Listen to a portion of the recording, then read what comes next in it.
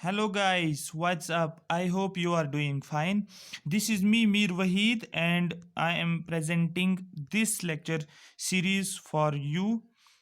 Right? This is the third lecture of the series. ये तीसरा part है series का इकोनॉमिक्स का। हमारा टॉपिक जो है वो हम डिस्कस कर रहे हैं आरबीआई के रिलेटेड। आरबीआई का के दो पार्ट्स मैंने ऑलरेडी दिया हुआ है आपको और उसका आई होप पीडीएफ भी मिला होगा। उस पीडीएफ का यूज़ कैसे करना आप लोगों को, उस पीडीएफ को आपको पढ़ना है एक बार फिर से। उसके बाद वहाँ से कुछ जो आपको शॉर्ट नोट्स बनाने होंगे उसको आप देखकर शॉर्ट नोट्स बना सकते हो, जैसे आपको समित सर ने बताया कि शॉर्ट नोट्स को कैसे बनाया जाता है। उन शॉर्ट नोट्स से आपको क्या हेल्प मिलेगा, जब एग्ज़ाम होगा आपको आप उसको 5-6 बार रिवाइज कर सकते हो पूरे इकोनॉमिक्स को। तो हर सब्जेक्ट को, हर एक कंपोनेंट को आपको वही करना पड़ेगा। ये थर्ड लेक्चर है, इसमें मैं डिस्कशन करूँगा कि कौन कौन से क्रेडिट कंट्रोल मेजर्स जो आरबीआई यूज़ करता है, क्वांटिटेटिव क्रेडिट कंट्रोल मेजर्स और क्वालिटेटिव क्रेडिट कंट्रोल मेजर्स। ठीक है, अब टॉपिक को मैं क्यों डिस्कस कर रहा हूँ डिटेल में, इसलिए करना पड़ता है सो दैट आपको एक ब्रॉड आइडिया मिल जाएगा कि एक टॉपिक को कवर कैसे करना है और कहाँ कहाँ से क्वेश्चंस बन सकते हैं। सुपरफिशियली काम नहीं होगा, अगर आप ऊपर से टॉपिक पढ़ोगे, डिटेल में नहीं पढ़ोगे, क्वेश्चन मिल भी सकता है, नहीं भी मिल सकता है, क्योंकि इकोनॉमिक्स में टफ क्वेश्चंस भी आते हैं, आसान क्वेश्चंस भी आते हैं। तो आपको प्रिपेयर होना चाहिए फॉर द वर्स्ट, क्योंकि अगर टफ क्वेश्चंस भी आ जाते हैं तो आप उसको हैंडल कर सकते हो। ठीक है, ग्रेजुएट लेवल एग्जाम में कंपटीशन हाई है, इजी नहीं लेना आप लोगों को इसको, इसलिए टॉपिक को डिटेल में पढ़ना बहुत ज़रूरी होता है। पेशेंस रखो, इसमें पेशेंस की ज़रूरत होती है। ठीक है, आपके पास 3-4 महीने मोर देन सफिशेंट है, आहिस्ता आहिस्ता सब कुछ कवर हो जाएगा, सिर्फ पेशेंस रखो। और इस लेक्चर को मैं प्रोवाइड कर रहा हूँ SSS के ज़रिए से, best platform for free education. इस चैनल को ज़्यादा से ज़्यादा शेयर करो, सब्सक्राइब करो और लाइक करो, और कमेंट्स में लिखा करो कहाँ पर प्रॉब्लम आ रही है। अगर कहीं पर प्रॉब्लम आ रही है वो भी मेंशन करो, अच्छा लग रहा है वो भी मेंशन करो। ठीक है, पीडीएफ की ज़रूरत होती है वो भी बोल सकते हो आप, हर एक चीज़ जो जो आपको लग रहा है। ठीक है, तो तब तक हमें कहाँ पता चलेगा कि बच्चों को क्या क्या प्रॉब्लम्स या कौन कौन से इश्यूज आ रहे हैं, कितना अच्छा लग रहा है। ठीक है, तो चलो हम इसको स्टार्ट करते हैं। Let us start without wasting time. तो यहाँ पर मैं डिस्कस करने वाला हूँ क्वांटिटेटिव क्रेडिट कंट्रोल मेजर्स। कौन कौन सा आता है quantitative credit control measures? Cash reserve ratio, statutory liquidity ratio, open market operation, repo rate, reverse repo rate and bank rate. Right, ये सभी जो हैं ये क्वांटिटेटिव क्रेडिट कंट्रोल मेजर्स में आता है। नेक्स्ट जो है वो होगा क्वालिटेटिव क्रेडिट कंट्रोल मेजर्स, वो 3 अलग है, लेकिन ये बाकी जो है ये क्वांटिटेटिव क्रेडिट कंट्रोल मेजर्स में। मैं इसको रिपीट इसलिए कर रहा हूँ कि यहाँ पर आपको क्वेश्चन मिल जाएगा कि which one of the following is a quantitative credit control measure used by the RBI. तो इनका लिस्ट आपको याद रखना, आप इसको ऑप्शन को टिक कर सकते हो। अब यहाँ पर देखो, मैं हर एक इस जो भी ये क्वांटिटेटिव मेजर्स हैं हर एक को डिस्कस करूंगा अच्छे से, लेकिन ये करंट टॉपिक बनता है। Current topic in the sense यहाँ पर जो रेशियो होता है, जो ये रेट होता है, ये चेंज होता है क्वार्टर के हिसाब से, ये चेंज हो जाता है। ठीक है, 3 मंथ्स के बाद, 3 मंथ्स के बाद, 3 मंथ्स के बाद ये चेंज होता जा रहा है। अभी जो प्रेजेंट आरबीआई ने रखा है वो मैं यहाँ पर डिस्कस करूंगा, लेकिन जब आपका एग्जाम होगा, एग्जाम से पहले मैं 3 दिन पहले या 4 दिन पहले मैं एक और लेक्चर लेकर आऊँगा, वो रेट्स पे ही होगा। वहाँ पर मैं डिस्कस नहीं करूँगा what is cash reserve ratio, वो यहाँ पर मैं समझाऊंगा, लेकिन उस टाइम मैं लेकर आऊँगा कि नया रेट जो है उस टाइम का क्या रखा गया है, क्योंकि वहाँ पर क्वेश्चन आ जाएगा आपको which of the following is true, what is the current CRR rate, cash reserve rate current कितना है, प्रेजेंट कितना है। तो उस टाइम जो आरबीआई ने रखा होगा उसी को आपको टिक करना है। तो अभी मैं जो आपको डिस्कस करने वाला हूँ वो चीज़ डिस्कस करूंगा जो कि अभी वाला प्रेजेंट है। ये बात आपको याद रखना है। ठीक है, ये चेंज होता जा रहा है। चलो स्टार्ट करते हैं। Cash reserve ratio, it is that ratio of the total deposits of a bank which a bank has to keep in cash with RBI at any point of time. This ratio at present is 4%, which means if bank has total deposit of 100 crores, it has to keep 4 crores with RBI. If this ratio goes up, bank have lesser to lend and vice versa. इसका मतलब समझो होता क्या है। जो भी deposit होता है बैंक के पास, जितना भी डिपॉजिट है बैंक के पास, उसका कुछ परसेंट जो होता है वो बैंक को किसके पास रखना पड़ता है? आरबीआई के पास। सपोज मैं कोई भी बैंक लेता हूं, एसबीआई ले लो। ठीक है, जो भी इसका डिपॉजिट होता है, टोटल डिपॉजिट जितना भी बैंक का होता है, उसका कुछ परसेंटेज बैंक को रखना पड़ता है, आरबीआई के पास रखना पड़ता है। बात समझ में आ रही है? इस रेशियो का हम नाम देते हैं कैश रिजर्व रेशियो, CRR, इसी को बोलते हैं। अब वो जो टोटल डिपॉजिट्स होते हैं वो इन द फॉर्म ऑफ कैश रखना पड़ता है, ना कि गवर्नमेंट सिक्योरिटी, ना कि गोल्ड के फॉर्म में। ये रखा जाता है आरबीआई के पास in the form of cash. Suppose मैं आपको एग्जांपल देता हूं, अभी जो करंट रेट जो है CRR का, वो है 3%। इस नोट पे मैंने लिखा है ये 4%। ये मेरे अपने नोट्स हैं जो मैं यूज कर रहा हूं, ये पिछला क्वार्टर का है। अरे बात समझ, अभी जो है अभी 3% है एट प्रेजेंट। CRR जो है आरबीआई की साइट पे जब आप जाओगे तो वहां पर आप देखोगे CRR 3% है। सपोज मैं एक एग्जाम्पल से आपको समझाऊंगा ये इसका मतलब होता है क्या। सपोज अगर बैंक के पास जो टोटल डिपॉजिट है 100 करोड़, 100 करोड़ बैंक के पास डिपॉजिट है, SBI बैंक के पास 100 करोड़ डिपॉजिट है, इसका 3% कितना बनेगा? फॉर एग्जांपल वो बनेगा 3 करोड़। 3% मतलब 3 करोड़ बन जाएगा। तो बैंक को क्या करना पड़ता है, इन 3 करोड़ को किसके पास रखना पड़ता है? आरबीआई के पास रखना पड़ता है। और इसी को हम नाम देते हैं कैश रिजर्व रेशियो। कैश को रिजर्व रखना होता है, और ये कैश रिजर्व रेशियो हमेशा कैश के फॉर्म में होता है, ना कि गवर्नमेंट सिक्योरिटीज या गोल्ड के फॉर्म में होता है। ठीक, अब मुझे बोलो, यहां पर आपको एक क्वेश्चन है, अगर if this ratio goes up, अगर ये रेशियो सपोज अभी 3 है, सपोज आरबीआई क्या कर रहा है, इसको 5% कर रहा है, मतलब बैंक को अब 3 करोड़ से के बदले से 5 करोड़ आरबीआई के पास रखना है। इसका मतलब बैंक के पास कम पैसा बच रहा है अपने पास, जो कि वो लोन दे सकता है। ठीक है, तो ये इसका मतलब यही होता है, जब ये रेट बढ़ जाता है तो बैंक के पास बहुत कम पैसा बचता है लेंडिंग करने के लिए। वो लेंड कम करता है, मतलब लोन कम दे पाएगा, क्योंकि उसके पास अब वो कम पैसे है। ठीक है, अगर यही रेट जो है, अगर 5% अभी है, बैंक इसको आरबीआई क्या कर रहा है, इसको रेट को डिक्रीज कर रहा है। दैट मीन्स ये बोल रहा है बैंक्स को कि अब आप क्या करो, आप हमारे पास कम कैश रखो। अगर आप 5 करोड़ रखते थे, अब आप हमारे पास 3 करोड़ रखो। दैट मीन्स बैंक के पास ज़्यादा पैसा रहेगा अपने पास, वो ज़्यादा से ज़्यादा लोन दे पाएंगे। जब ज़्यादा से ज़्यादा लोन दे पाएगा तो क्या हो जाएगा कि मार्केट में मनी फ्लो हो जाएगा। आ रही बात समझ? तो इसका मतलब यही है कि जब भी ये रेशियो बढ़ जाता है तो बैंक्स के पास क्या होता है, बहुत कम पैसा बचता है लेंड करने के लिए, लोन देने के लिए। और जब यही रेशियो क्या होता है, डिक्रीज होता है, तो बैंक्स के पास बहुत पैसा होता है, किस लिए? लेंडिंग करने के लिए। आई होप यहां तक समझ आया होगा। जो पॉइंट्स मैंने यहां पर हाईलाइट किया उसको ज्यादा आपको फोकस करना है। यहां पर मैंने लिखा है when this ratio is raised it is called dear money policy. DEAR नाम दिया गया है इसको कि dear monetary policy. Money policy किसको बोलते हैं? जब CRR को बढ़ाया जाता है, सपोज 3% से 5% या 5% से 7%। ठीक है, जब इस रेट को बढ़ाया जाता है इसको बोलते हैं हम डियर मनी पॉलिसी। और जब इस रेट को, किसको? CRR को डिक्रीज किया जाता है, इसको बोलते हैं चीप मनी पॉलिसी। तो दो बातें मैंने यहां पर बोली, एक मैंने बोला डियर मनी पॉलिसी, और दूसरा मैंने बोला cheap money policy. Dear money money policy होता है जब इस रेट को बढ़ाया जाता है, तो आरबीआई के पास, आरबीआई बैंक्स के पास जो होता है कम पैसा रहता है लेंडिंग के लिए। और चीप का मतलब होता है जब इस रेट को घटाया जाता है, तो बैंक्स के पास ज़्यादा पैसा होता है लेंडिंग करने के लिए। आई होप यहाँ तक ये आपको डिटेल में समझ आया होगा। Let's move to the next slide. ठीक, अब इसको कब यूज किया जाता है, किस सिचुएशन में यूज किया जाता है, सीआरआर को कब बढ़ाया जाता है और सीआरआर को कब कम किया जाता है, ये आपको सिचुएशन पता होनी चाहिए। जनरली सीआरआर में be raised during a period of high inflation. जब ऑलरेडी मार्केट में इन्फ्लेशन है, जो गुड्स एंड सर्विसेज जो है वो हाई होता जा रहा है मार्केट में, इसका मतलब लोगों के पास काफ़ी ज़्यादा पैसा है जो वो खर्च कर रहे हैं, ज़्यादा से ज़्यादा डिमांड कर रहे हैं वो, जिसकी वजह से गुड्स एंड सर्विस का प्राइस बढ़ जाता है।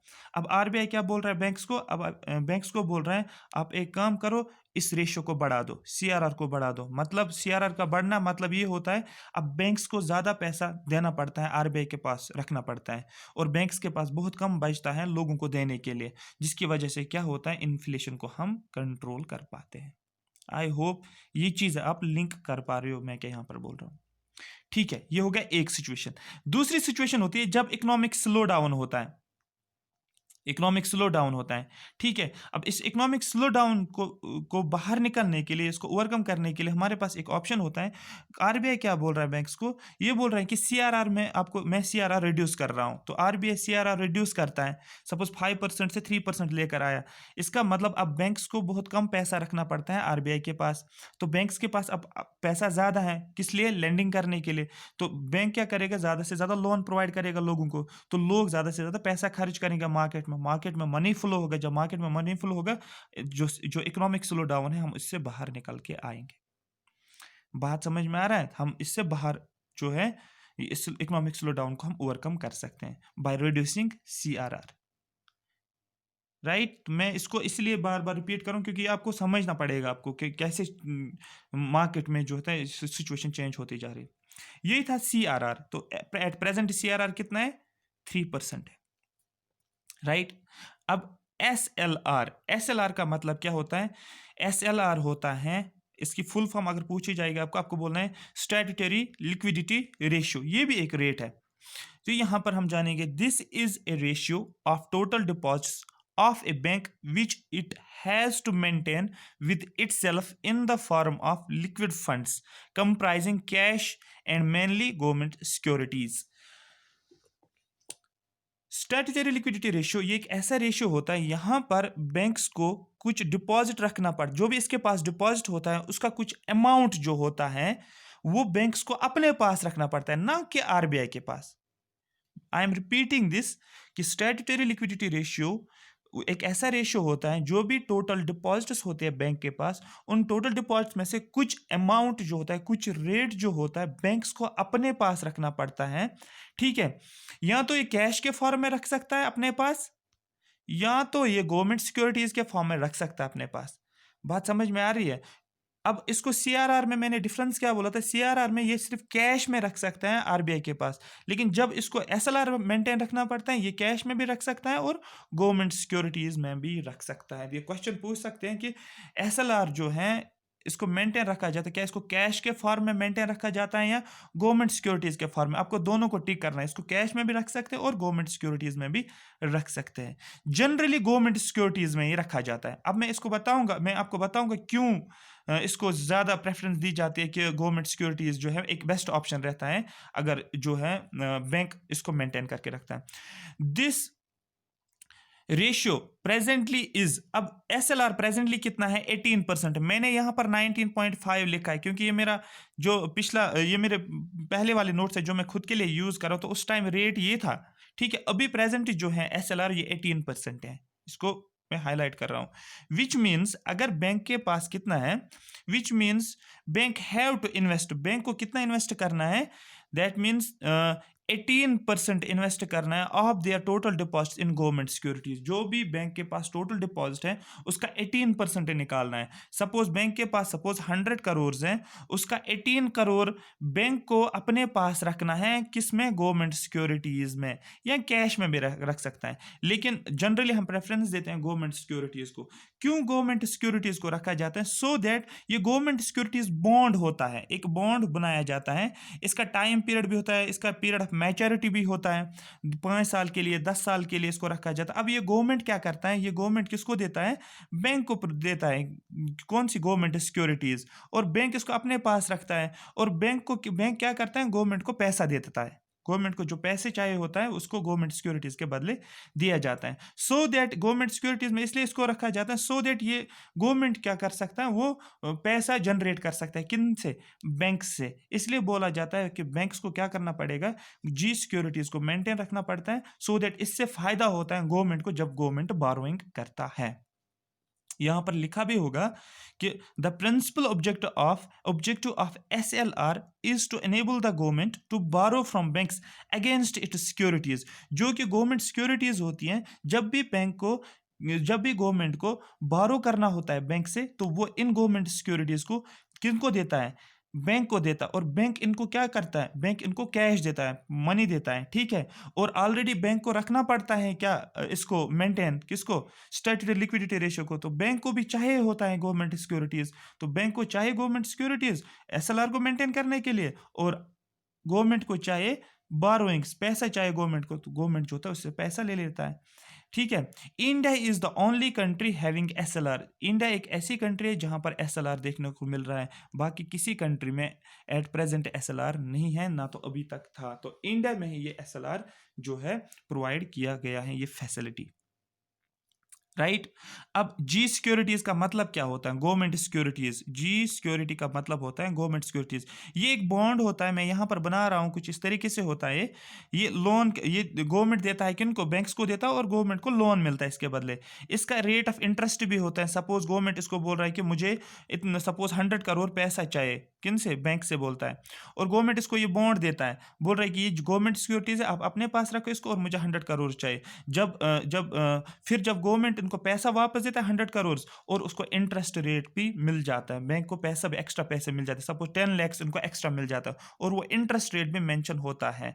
और इसके मैच्योरिटी पीरियड भी होता है कि 10 साल के बाद हम आपको क्या करेंगे, ये 10 करोड़ भी वापस दे देंगे, और आपको इंटरेस्ट भी मिल जाएगा जो इसमें मेंशन किया होगा। इसको बोलते हैं हम गवर्नमेंट सिक्योरिटीज, ठीक है।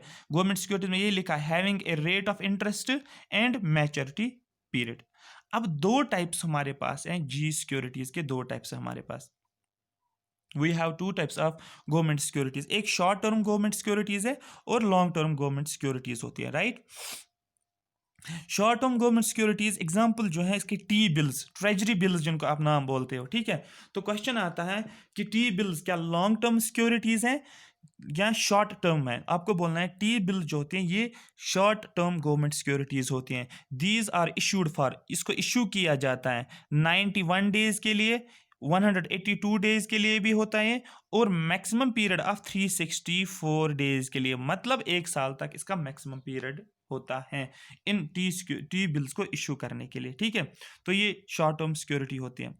अब मैंने यहां पर कुछ लिखा है, यहाँ पर 91, 132, 182, 364। अगर आप इसको याद रखना होगा, सबसे पहले 92 का मल्टीप्लाई 2 से करोगे तो वो बन जाएगा 182, फिर आप करोगे मल्टीप्लाई 2 से 364 बन जाएगा। इसको याद रखने के लिए आपको इसको multiply 2 multiply 2 multiply 2, so that आपको पता चलेगा कि टी जो शॉर्ट टर्म सिक्योरिटीज होती है वो 91 डेज के लिए भी दिया जाता है, 182, और मैक्सिमम पीरियड ऑफ एक साल के लिए दिया जाता है। क्वेश्चन आएगा कि शॉर्ट टर्म सिक्योरिटीज है, इसका मैक्सिमम पीरियड कितना, आपको बोलना है 364 डेज, मतलब एक साल के लिए दिया जाता है। लॉन्ग टर्म सिक्योरिटीज क्या होती है, ये ऐसी सिक्योरिटीज होती है जिनको इशू किया जाता है फॉर मोर देन 1 ईयर, एक साल से ज्यादा पीरियड के लिए इनको इशू किया जाता है। इसको बोलते हैं हम डेटेड सिक्योरिटीज। क्वेश्चन आएगा कि dated securities short term government securities होती है, long term government securities. You have to say that जो डेटेड सिक्योरिटीज होती है ये लॉन्ग टर्म गवर्नमेंट सिक्योरिटीज होता है। आई होप यहां तक आपको समझ आया होगा कि CRR क्या होता है और SLR क्या होता है। SLR क्या होता है, मैं फिर से रिपीट कर रहा हूं, एट प्रेजेंट 3 होता है और एट प्रेजेंट 18 होता है।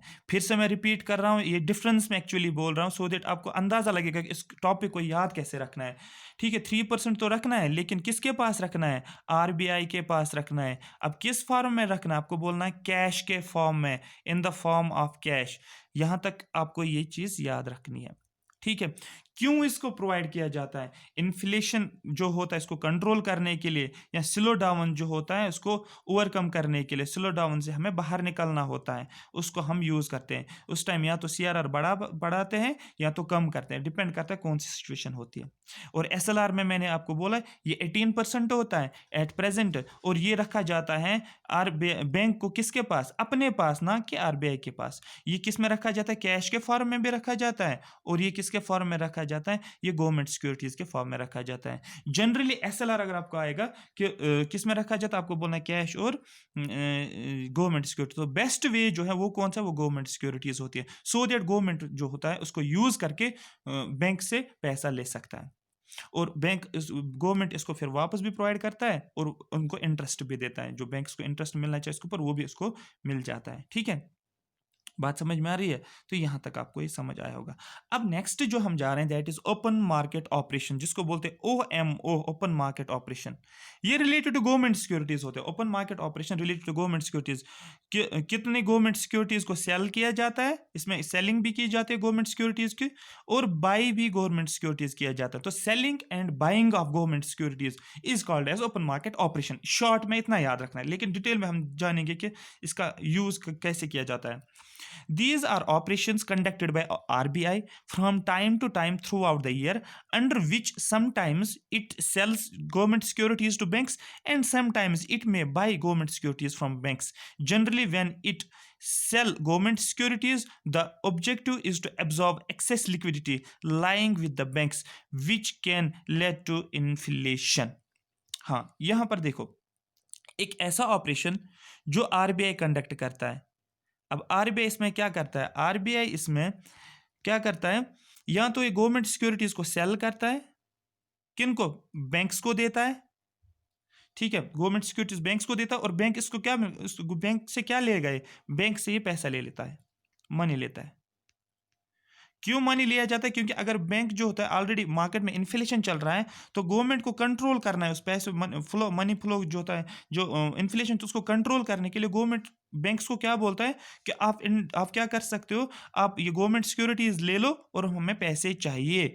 तो बैंक जो होता है आरबीआई को पैसे देता है। अब बैंक के पास बहुत कम पैसा बचता है लोन देने के लिए, जिसकी वजह से हम इन्फ्लेशन को कंट्रोल कर पाते हैं। ठीक, अब यहां पर देखो, यहाँ आरबीआई क्या करता है? आरबीआई क्या करता है, जब स्लो डाउन की बात, स्लो डाउन होता है, तो आरबीआई क्या करता है, ये जो बैंक्स के पास गवर्नमेंट सिक्योरिटीज होती है उसको बोलता है कि क्या बोलते हैं उसको, गवर्नमेंट सिक्योरिटीज को बाई करता है। तो दैट मीन बैंक से गवर्नमेंट सिक्योरिटी लेता है, और आरबीआई गवर्नमेंट सिक्योरिटीज के बदले बैंक्स को क्या देता है? मनी देता है। जब गवर्नमेंट सिक्योरिटीज के बदले बैंक्स को मनी मिलता है, उसके बाद बैंक्स के पास बहुत ज़्यादा पैसा आता है और वो लोन देते हैं लोगों को। ठीक है, लेंडिंग करते हैं। ठीक, लोगों के पास ज़्यादा पैसा आ जाता है और वो मार्केट में इसको खर्च करते हैं, जिसकी वजह से हम स्लो डाउन से जो होते हैं बाहर निकल के आते हैं। बात समझ में आ रही है? जिससे हम क्या करते हैं, स्लो डाउन से हम जो है ओवरकम कर पाते हैं उसको। ये टूल जो है ये आरबीआई यूज करता है, किसमें? ओपन मार्केट ऑपरेशन में, जिसको हम नाम देते हैं buying and selling of government securities. ये भी आपको समझ आया होगा क्यों बाई किया जाता है और क्यों गवर्नमेंट सिक्योरिटीज को सेल किया जाता है। ठीक है,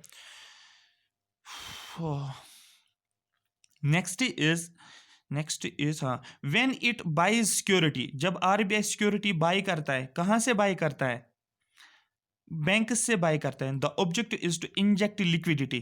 ठीक है, जब गवर्नमेंट सिक्योरिटीज को बाई किया जाता है तो आरबीआई बैंक्स को पैसा देता है। इसका मतलब मनी जो होता है इसको इंजेक्ट किया जाता है किनमें? बैंक्स के अंदर। जनरली ड्यूरिंग स्लो डाउन के टाइम पे, to enable them to lend more, so that banks जो होते हैं वो ज़्यादा से ज़्यादा लेंड करें।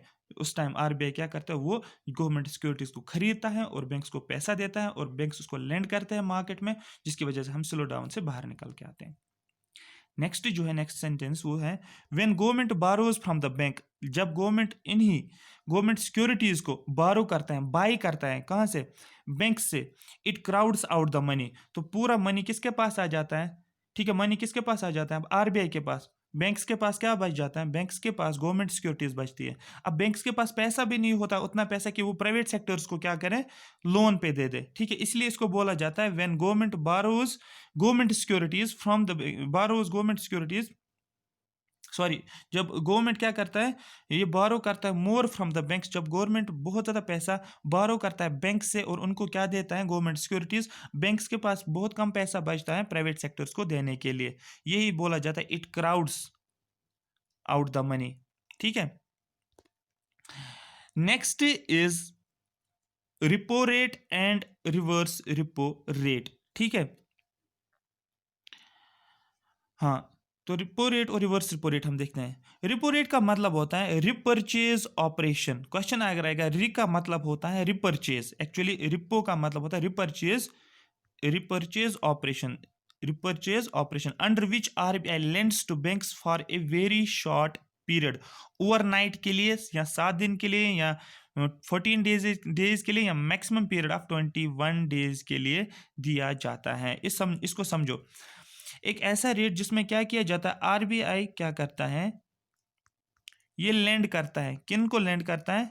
बैंक्स को लेंड करता है, लेकिन शॉर्ट पीरियड के लिए, 7 डेज के लिए, 14 डेज के लिए and maximum period of 21 days के लिए। इस बेसिस पे किन के अगेंस्ट? गवर्नमेंट सिक्योरिटीज के अगेंस्ट। दैट मीन्स बैंक इसको गवर्नमेंट सिक्योरिटी देता है और आरबीआई इसको पैसा देता है, ठीक है, लेकिन एक कंडीशन के ऊपर। कंडीशन क्या है? ठीक है, against with an implicit condition that banks will repurchase these government securities after that period.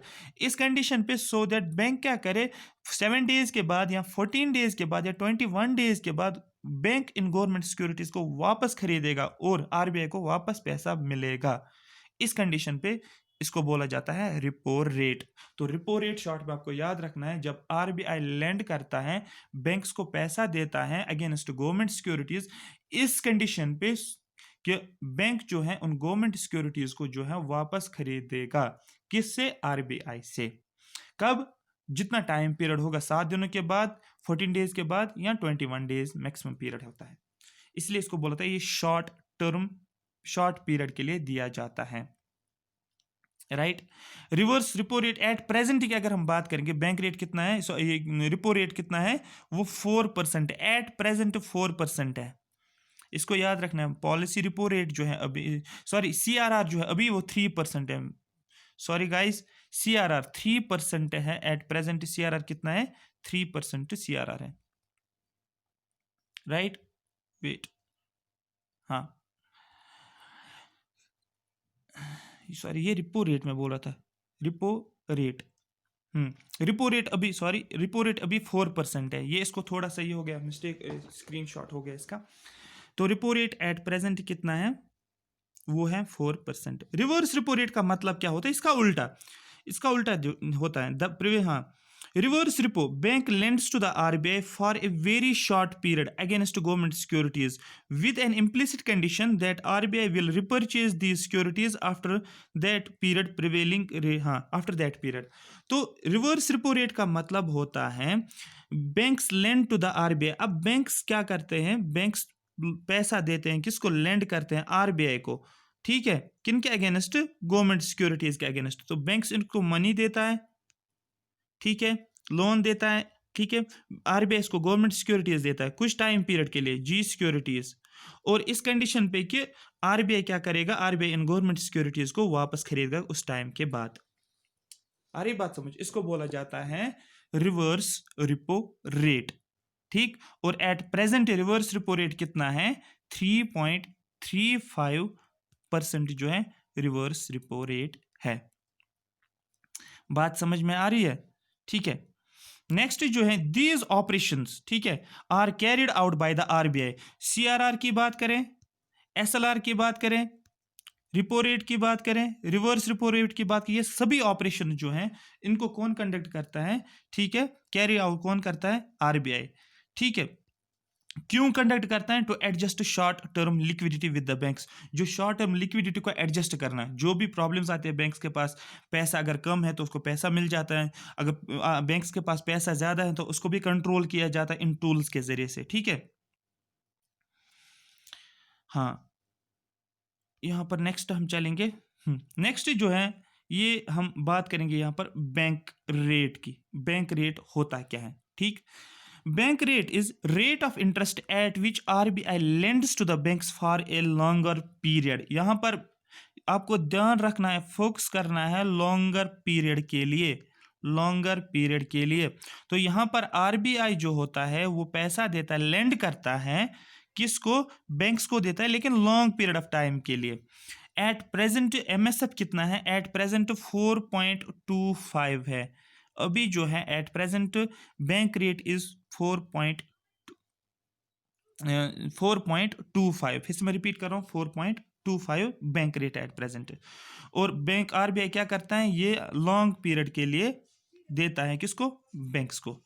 Bank rate has lost its importance as a policy instrument throughout the world and replaced by repo rate. जो bank rate at present अगर देखा जाता है, bank rate के अब उतने importance जो है नहीं दिया जाता है, उतनी इंपॉर्टेंस अब इसको नहीं दिया गया है। अब इसको रिप्लेस किया गया है किससे? रिपो रेट से। इसको रिप्लेस किसके साथ किया गया है? रिपो रेट के जरिए से इसको रिप्लेस किया गया है। क्वेश्चन यहां पर बनेगा कि रिपो रेट एट प्रेजेंट क्या बोलते हैं इसको, बैंक रेट कितना है एट प्रेजेंट, आपको बोलना है 4.25%। ठीक है, ये यहां से एक क्वेश्चन बनता। और बैंक रेट में दूसरा क्वेश्चन क्या बनेगा कि आरबीआई कितने टाइम पीरियड के लिए देता है, आपको बोलना है लॉन्गर पीरियड के लिए आरबीआई लेंड करता है किसको, बैंक्स को। ये दो क्वेश्चन यहाँ पर, लॉन्गर पीरियड और 4.25%, ये दो क्वेश्चन यहाँ पर आपको मिल जाएगा। नेक्स्ट चलेंगे, RBI started using repo rate in 1992। सबसे पहली बार रिपो रेट का यूज आरबीआई ने कब यूज किया है, 1992 में।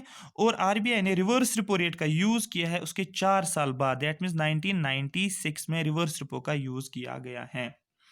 ठीक है, और एक और बात जो मैंने ब्रैकेट में यहां पर मेंशन किया है, RBI mainly started using term, कौन सी टर्म ज्यादा वो यूज करता है, उसने सबसे पहले कौन सी टर्म यूज किया है, रिपो टर्म फॉर 14 डेज के लिए। तो आरबीआई ने सबसे पहले एक टर्म यूज की थी जिसको बोला जाता है रिपो, कितने दिनों के लिए, 14 डेज के लिए, फिर 21 डेज के लिए आगे लेकर गए। ठीक है, तो यहां पर ये हो गया। नेक्स्ट इज एमएसएफ क्या होता है, फुल फॉर्म सबसे पहले पता होनी चाहिए, marginal standing facility. This facility was introduced by RBI in 2011 as an emergency facility under which the RBI lends to any bank facing emergency of funds on a given day. सबसे पहली बात, MSF को introduce किया है RBI ने 2011 में। ठीक है, अब क्यों इंट्रोड्यूस किया गया, जब भी बैंक्स में कोई भी इमरजेंसी होती है, उस इमरजेंसी के टाइम पे जो भी बैंक्स को पैसा चाहिए होता है आरबीआई से, तो उसको बोला जाता है marginal standing facility. The RBI lends to any bank facing emergency fund, जब पैसों की इमरजेंसी होती है on a given period of time. These loans are given by RBI only for overnight against government securities. सिर्फ overnight के लिए RBI provide करता है ये पैसा, किन को, बैंक्स को। ठीक है, किन के against, government securities. That means इसके लिए भी बैंक्स को क्या करना पड़ता है, गवर्नमेंट सिक्योरिटीज देनी पड़ती है आरबीआई को, और आरबीआई क्या करता है, पैसा देता है किसको, बैंक्स को। लेकिन यहां पर कीवर्ड जो है दैट इज इमरजेंसी। इमरजेंसी के टाइम पे जो भी बैंक्स को प्रॉब्लम आती है उस टाइम उनको आरबीआई हेल्प करता है, लेंड करता है अगेंस्ट गवर्नमेंट सिक्योरिटीज के लिए। आई होप यहां तक समझ आया होगा। ए bank availing this facility can use government securities within SLR। जो SLR मैंने बोला था आपको, SLR जो अभी मैंने 18% बोला था, तो इसका मतलब क्या होता है, बैंक्स को अपने पास रखना होता है SLR, है ना, किसमें, या तो कैश में भी या तो गवर्नमेंट सिक्योरिटीज में, जनरली हम बोलते हैं गवर्नमेंट सिक्योरिटीज में। तो इस टाइम जो है बैंक यूज कर सकता है इस SLR को। क्वेश्चन आएगा, क्या मार्जिनल स्टैंडिंग फैसिलिटी के टाइम पे, इमरजेंसी के टाइम पे, क्या बैंक ने जो एसएलआर के लिए सिक्योरिटी मेंटेन रखा है, क्या उस सिक्योरिटी को, उस गवर्नमेंट सिक्योरिटी को यूज कर सकता है? आपको बोलना है यस, उस इमरजेंसी के टाइम पे एसएलआर को यूज कर सकता है। किसके लिए जो आरबीआई से लेंड करने के लिए। आ रही बात समझ? तो अदरवाइज बाकी सिचुएशन में एसएलआर मेंटेन रखना ही रखना है, उसमें आप उसको उन गवर्नमेंट सिक्योरिटीज का यूज नहीं कर सकते हो जब भी आपको कोई भी पैसा लेना होता है आरबीआई से। लेकिन इमरजेंसी के टाइम पे कंडीशन रखी गई है कि आप रख सकते हो, आप गवर्नमेंट सिक्योरिटी जो आपने 18% रखा है उसमें आप पर कुछ परसेंटेज, वो मैं नहीं बताऊंगा कितना है, वो ज्यादा डेप्थ में जाएगा, इसके लिए बार मैंने रूल रूल रखा है कि कितने 18% में से कितने परसेंट आप इमरजेंसी के टाइम पे यूज कर सकते हो। बट एसएलआर की सिक्योरिटी को आप यूज कर सकते हो at the time of emergency. यही यहां पर लिखा है, a bank availing this facility can use government securities, मैंने हाईलाइट भी किया है, within SLR also, and there is a limit of loan given by RBI under this facility। और इस जो है मार्जिनल स्टैंडिंग फैसिलिटी जो थी, इसमें आरबीआई ने जो लोन फैसिलिटी रखा है बैंक्स को देने के, एक लिमिटेड रखा है।